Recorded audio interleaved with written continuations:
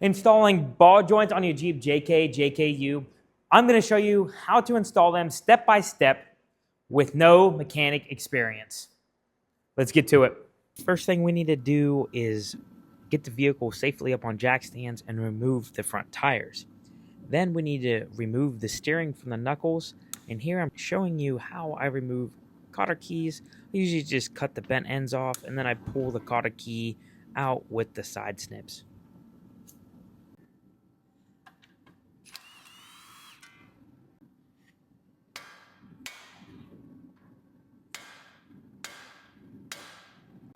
Next, we just need to remove the brake caliper. I'm just taking the whole assembly off, and then make sure you hang it securely somewhere so it's not hanging off of the brake hose, causing any kind of damage to that brake hose.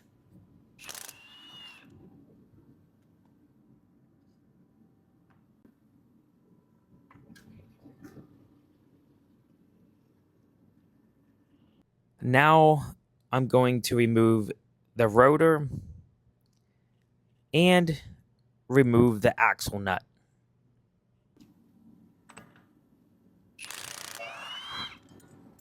If you're interested in the tools and the parts that I'm using in this video, I will link them in the description. They are Amazon links. So if you're curious about them, that's where they will be.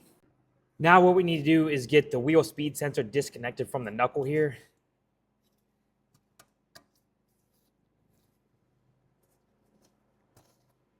And then we'll have to disconnect it from the brake line. And then there's a push pin on the back of this shock mount that you'll have to push through. That's where the ABS connector is mounted. The wheel speed sensor is mounted on the back side of that shock tower. What we're trying to do is get slack in your wheel speed sensor so we can pull the connector down on the back side of this frame so we can see it and disconnect it. If you try to reach your arm back there behind your wheel liner, it gets very difficult to disconnect that, especially now we got this metal wheel liner there. If you had the factory one that's plastic, it is possible to get back there, but it definitely makes it easier when you get slack in your wheel speed sensor, so then you can just pull the connector down on the back side of this frame. So that's what we're going to do now. So it's really hard to get on camera, but what I did is reached up behind the shock tower on the back side of the frame, and I was able to grab the wheel speed sensor connector, and I had enough slack in the harness that I was able to pull it down by the diff, and then I was able to disconnect the wheel speed sensor. So if you're struggling to get that unhooked, there's definitely enough slack in that harness to get it down here so you're able to get to it. There are 3 bolts on the back side of the wheel hub. Go ahead and remove those now.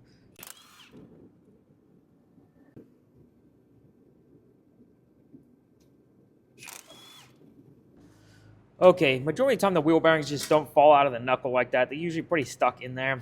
It looks like somebody recently replaced this wheel bearing and they put anti-seize on it, so that definitely helped. So if your wheel bearing is stuck into the knuckle, I like to use an air hammer to spin the wheel hub out of the knuckle. As you can see here, I move from the top side back down to the lower side, and I'm just trying to work the wheel hub back and forth until I can spin the hub out of the knuckle.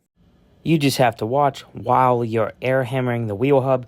Do not air hammer where the bolts go into the wheel hub, because if you do, it'll end up smashing that, and then you will not be able to get the bolts back into the wheel hub.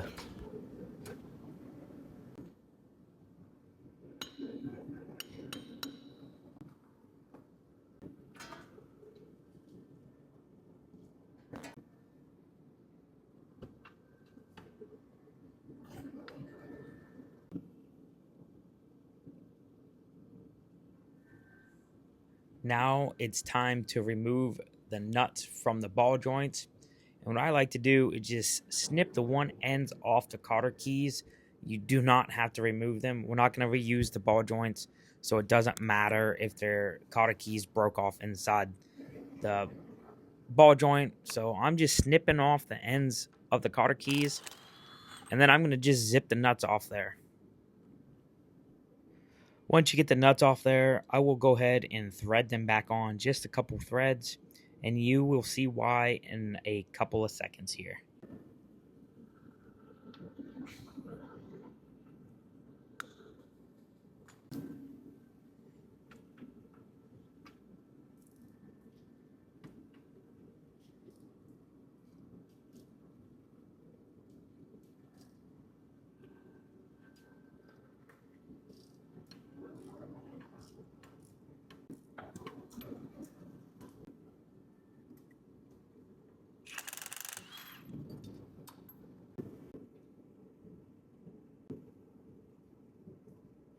Now it's time to remove the knuckle. A couple swings hitting the top of the knuckle should knock it off there, and this is why you thread the nuts back on there so the knuckle doesn't come flying off there.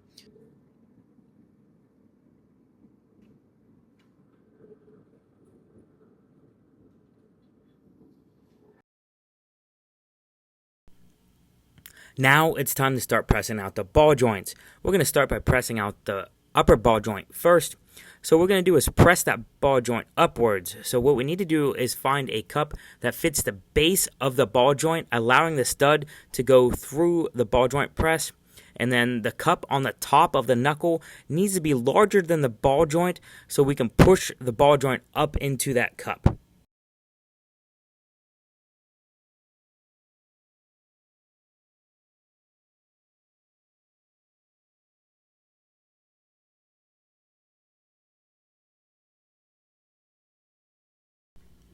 So what I'm going to do here is go ahead and put tension on the ball joint press. Then I'm going to pick up the sledgehammer and I'm going to shock the ball joint. So what I'm going to do is hit the C of the axle. And what this is going to do is allow that ball joint to start to free up. And then I'm just going to repeat that process as many times as I need to until the ball joint comes out.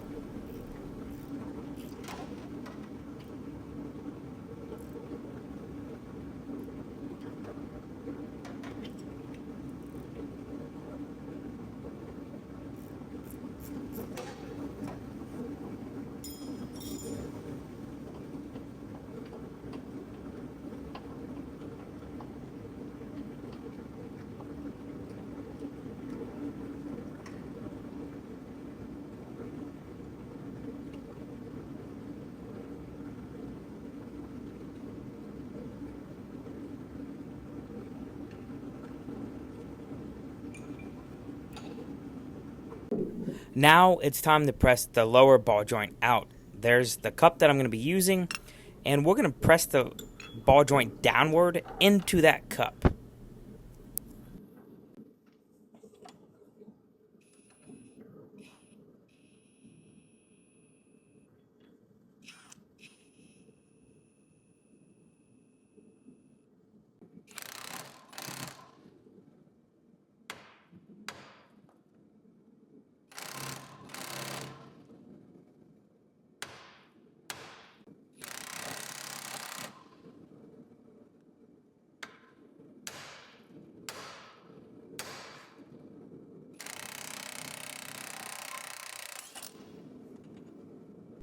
Now it's time to install the ball joints. I'm going to start with the lower ball joint first, and here I'm removing the rubber boot from the lower ball joint. I like to remove that so when I'm pressing that ball joint in, I do not rip that rubber boot. Just don't forget to reinstall that rubber boot before you put the knuckle back on.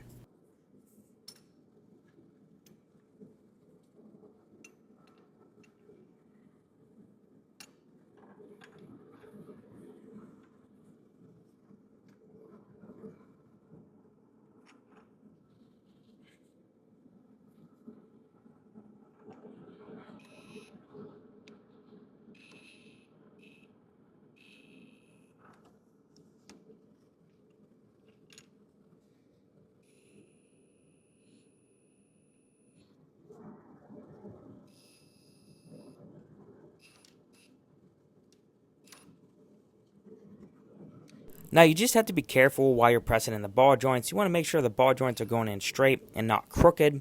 If they do go in crooked, it could cause a big headache. So just make sure the ball joints are going in straight while you're pressing them in. Now once you have the ball joint pressed in, go back and double check and make sure the ball joint is fully seated. Now it's time to install the upper ball joint. I like to give the cup a couple taps with the hammer to get the upper ball joint started before I start pressing that ball joint in.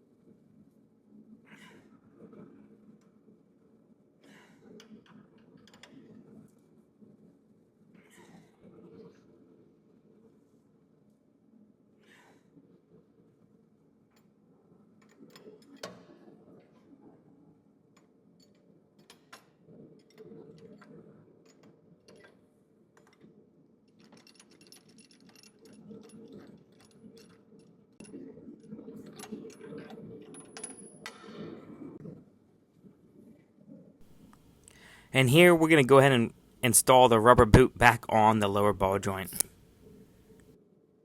Now we can reinstall the knuckle. What I'm going to do is go ahead and slide it onto the ball joints, and I'm going to start the lower ball joint nut first. And then I'm just going to go ahead and snug it up with impact. I'm not going to go crazy, just snug it up because we will torque those later on.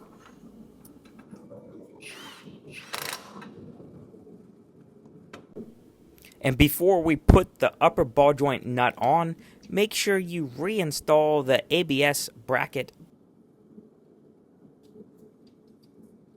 Now it's time to torque the ball joint nuts. I'm going to torque the upper ball joint nut to 69 foot-pounds.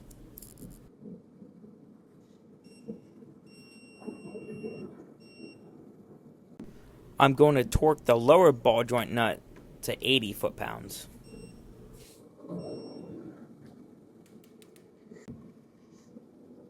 Now after you have the ball joint nuts torqued to the proper spec, go ahead and install your cotter keys in the upper and lower ball joints.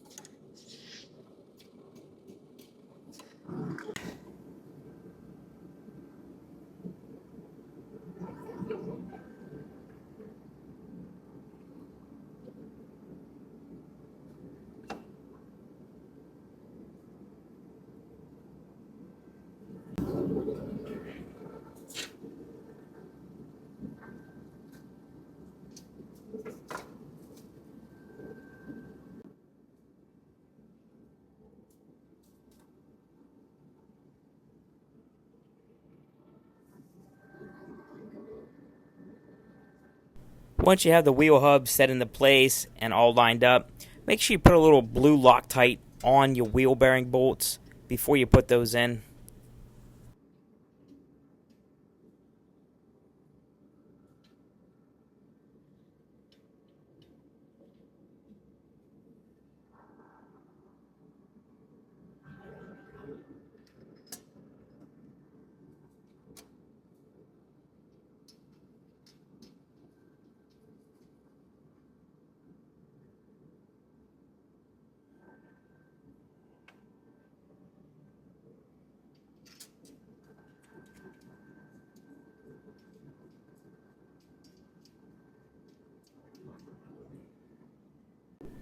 Now I'm going to go ahead and just snug up the wheel hub bolts with the impact, but I will go back and torque those also.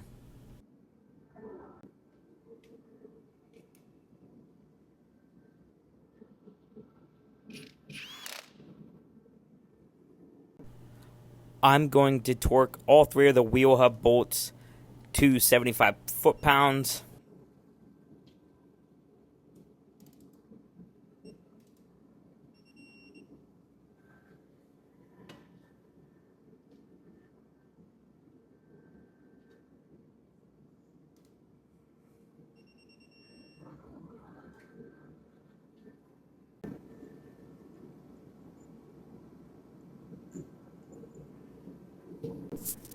After getting the axle nut on, I'm just going to snug that with the impact. We'll go back and torque that once we get the brakes back on.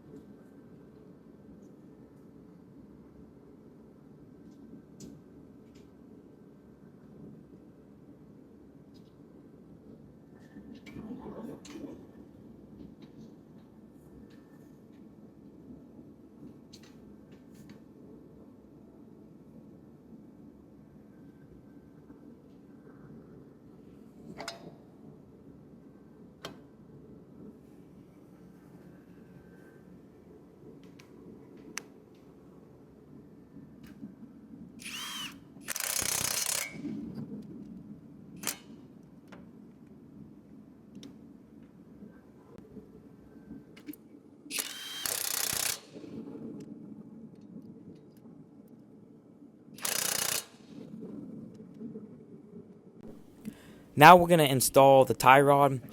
Make sure after you tighten down your tie rod, you install a new cotter key.